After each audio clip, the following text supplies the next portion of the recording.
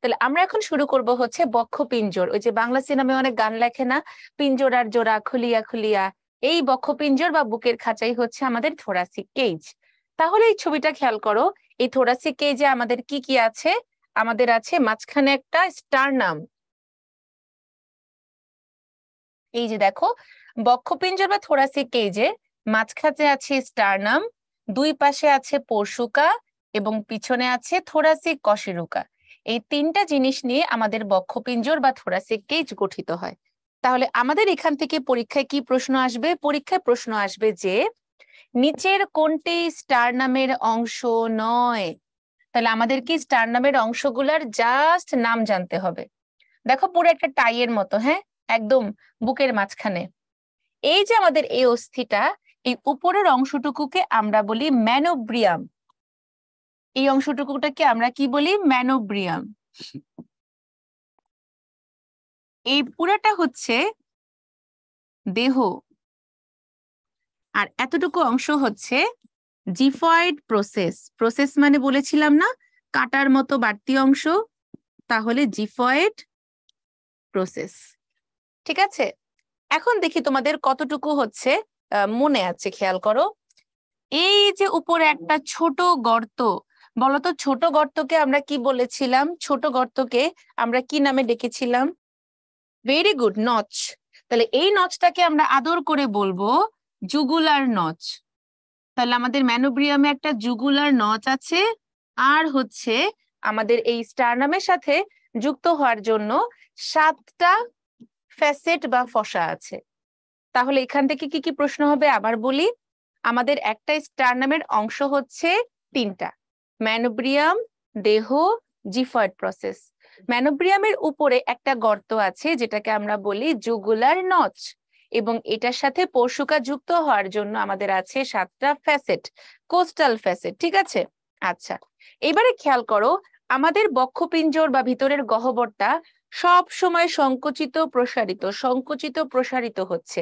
তাহলে কশেরুকা গুলা যদি স্টারনামের সাথে ডিরেক্টলি লেগে থাকে তাহলে কি সমস্যাটা হতে পারে? আমাদের যদি প্রতিনিয়ত ঘর্ষণ হয়, যেমন এই যে দেখো আমরা যখন হাত সংকোচন প্রসারণ করি, এই ঘর্ষণটা প্রিভেন্ট করার জন্য আমাদের এখানে কি থাকে? Synovial fluid. সেরকম আমাদের পরশুকার স্টারনামের ঘর্ষণটা প্রিভেন্ট করার জন্য আমাদের এই যখন পরশুকাটা স্টারনামের সাথে এসে যুক্ত হবে, ওদের সংযোগী স্থলে কি থাকে? তরুণাস্থি থাকে। এই তরুণাস্থিটা করবে কি? ওদের ঘর্ষণজনিত ক্ষয়ের হাত থেকে রক্ষা করবে। এখানে কি থাকবে? তরুণাস্থি, যেটা আমাদের ঘর্ষণজনিত ক্ষয়ের হাত থেকে রক্ষা করবে। ওকে, আমাদের এই যে তোমার স্টারনাম, ওর 3টা অংশ, ম্যানোব্রিয়াম, দেহ, জিফয়েড প্রসেস। উপরে আছে জুগুলার নচ, 7টা কোস্টাল ফ্যাসেট।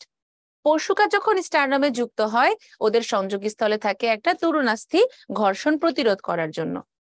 তাহলে স্টারনাম থেকে এতটুকু পড়লে যথেষ্ট। এবার তোমরা ভালো করে দেখো আমাদের পরশুকা গুলা স্টারনামের সাথে কিভাবে যুক্ত হচ্ছে। এই যে দেখো 1 2 3 4 5 6 7, এখানে একটা উড়ে গেছে বুঝছো, তখন মানে তোমাদেরকে দেখানোর সময় আমি এটা উড়াই দিছিলাম, আবার আনি দাঁড়াও। এই যে 1 2 3 4 5 6 7, দেখো 7 পর্যন্ত ওরা ডিরেক্টলি স্টারনামের সাথে যুক্ত হয়েছে। 8 9 10 ওরা হচ্ছে গরিবস, খুবই গরিবস। হ্যাঁ, ওরা বলে ভাই আমাদের তো কোনো তরুণাস্থি নাই, 7 নাম্বার ভাই প্লিজ তোমার সাথে একটু আমাদেরকে নিবা। দেখবা অনেক মানুষ আছে যারা অন্যের কাঁধে ভর করে একদম বীর দর্পে চলে। হ্যাঁ, এইরকম হচ্ছে আমাদের 8 9 10, ওরা 7-এর তরুণাস্থির সাথে একীভূত হয়ে যায়। এই জন্য 8 9 10কে আমরা বলি হচ্ছে কোস্টাল আর্চ বা নকল পরশুকা। এই প্রথম 7টা হচ্ছে বড় লোকস, ওরা নিজেরা হচ্ছে তোমার নিজেদের কশেরুকা দ্বারা হচ্ছে ডিরেক্টলি তোমার যুক্ত থাকে দেখে এদেরকে আমরা বলি ট্রু রিপস বা আসল পরশুকা। প্রথম 7 জোড়া বা 14টা। আর হচ্ছে তোমার 8 9 10 এরা হচ্ছে 7 নাম্বারের কশেরুকার সাথে যুক্ত হয়, এই জন্য এদেরকে আমরা বলি ফলস রিব বা নকল পরশুকা। 3 জোড়া বা 6টা, 8 থেকে 10। আর আরো গরিবসকে দেখবা, এই যে দেখছো পিছনে 2টা আছে আরো গরিবস, ওদেরকে আমরা যদি দেখি, দেখো এই যে বেচারারা সামনে আসতেই পারে নাই, বেচারারা সামনে আসতেই পারে নাই। এই জন্য এদেরকে আমরা কি বলি? এদেরকে আমরা বলি ভাসমান পশুকা বা ফ্লোটিং রিপস। 11 আর 12 নাম্বার। পরীক্ষায় যদি প্রশ্ন করে যে কত নাম্বার কশেরুকা হচ্ছে ভাসমান, 11 আর 12তম। বলতো পরীক্ষায় যদি প্রশ্ন করে মানুষের ডান পাশে কয়টি আসল পশুকা আছে, অ্যান্সার কি হবে বলতো? যদি আমাকে বলা হয় যে মানুষের এক পাশে আসল পশুকার সংখ্যা কতটি, ভেরি গুড, 7। যদি আমাকে বলে নকল পশুকার সংখ্যা কয়টি, বলতো অ্যান্সার কি হবে? নকল পশুকার সংখ্যা কয়টি? Very good, 6। তাহলে প্রশ্নগুলো ভালো করে শুনো। আসল পশুকা কত নাম্বার? 1 থেকে 7। আসল পশুকার সংখ্যা কতটি? 14টি। আসল পশুকা কত জোড়া? 7 জোড়া। নকল পশুকা কতটি? 6টি। কত জোড়া? 3 জোড়া। কোস্টাল আর্চ কত নাম্বার? 8, 9, 10। ভাসমান পশুকা কয় জোড়া? 2 জোড়া। কতটা? 4টা। আশা করি তোমাদের কনফিউশন ক্লিয়ার করতে পেরেছি। এবারে দেখো একটা পশুকার কি কি অংশ থাকে।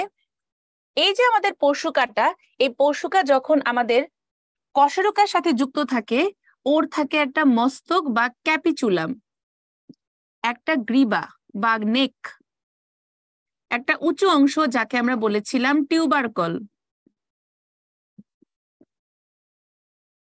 একটা বাঁকানো দেহ, আর তরুণাস্থির সাথে যুক্ত হয় যে অংশটা তার নাম কোস্টাল ফ্যাসেট।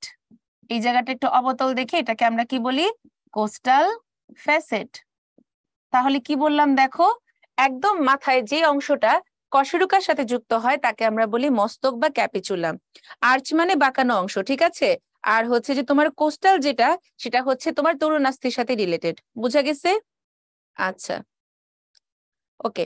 তাহলে এরপরে খেয়াল করো, দেখো ওর আছে ক্যাপিচুলাম যুক্ত মস্তক, গ্রীবা, টিউবারকল, দেহ, আর হচ্ছে কোস্টাল ফ্যাসেট। ওকে, এবার আমরা ভালো করে হচ্ছে গিয়ে চলে যাই, আমাদের পশুকা পড়া শেষ।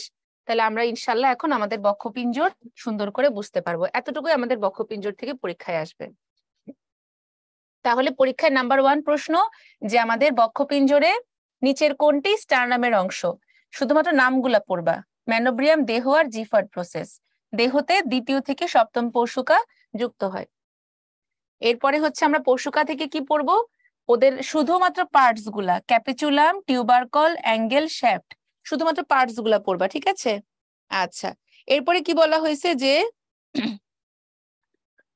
আমার কোস্টাল কার্টিলেজ, ঠিক আছে? কোস্টাল কার্টিলেজ হচ্ছে গিয়ে এখানে কি কি আছে? প্রকৃত পশুকা, অপ্রকৃত পশুকা, আর হচ্ছে ভাসমান পশুকা। তাহলে কোনটা কত নাম্বার, কয়টা করে থাকে, এটা ভালো করে পড়বা। তাহলে অক্ষীয় কঙ্কালে আমাদের অন্যান্য লেখকের কি কি গুরুত্বপূর্ণ পয়েন্টস আছে আসো আমরা দেখে নিই। করোটি হচ্ছে গিয়ে কি কি নাম আছে? করোটিকা, ক্র্যানিয়াম, ক্যালভেরিয়াম। করোটিকা হচ্ছে বাচ্চাদের কি থাকে? 6টা থাকে হচ্ছে ফন্টানেল, এগুলো হচ্ছে সুচার দিয়ে আটকানো থাকে এবং 2 বছর বয়সে এগুলো জোড়া লেগে যায়।